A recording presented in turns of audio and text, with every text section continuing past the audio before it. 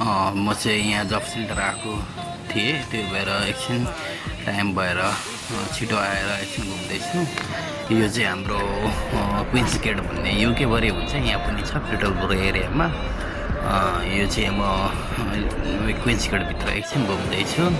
एकछिन घुमेर time pass गरौँ भन्ने हिसाबले म दायाँ बायाँ घुम्दैछु।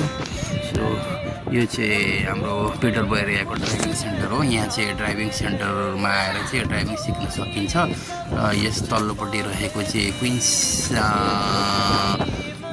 क्वेस्ट इम्प्लोइमेन्ट सर्भिस भन्छ। यो पनि के अरे जब एजेन्सी हो, यसले पनि काम दिलाउँछ। म यहाँ एकचोटि भिजिट गरेको थिएँ र काम पनि दिलाएको थिएँ र म गइनँ। सो यो पनि मेन टाउन हो, टाउनको चर्च हो बिचमा।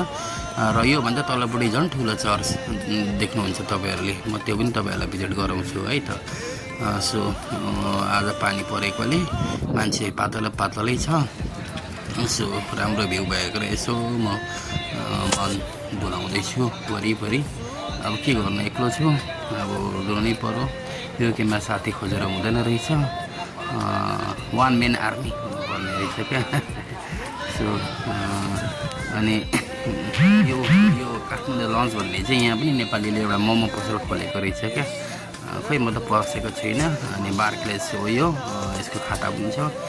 सबैभन्दा राम्रो बार्कलेस भनिन्छ युकेमा। यो चाहिँ कफी सप हो, कफी सबै खाने गोरेहरू प्रायः जान्छ। अब हामी त जाँदैनौँ, खासै मलाई त के अरे वास्ता पनि हुँदैन कफीको।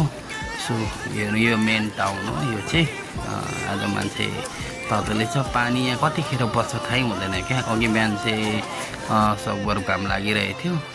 सो घुम्दैछु। मेन ठुलो चर्च चाहिँ यो भित्र छ, मान्छेहरू जाँदैछ। समडे म भिजिट गराउँछु है तपाईँहरूलाई। हस् त, धन्यवाद।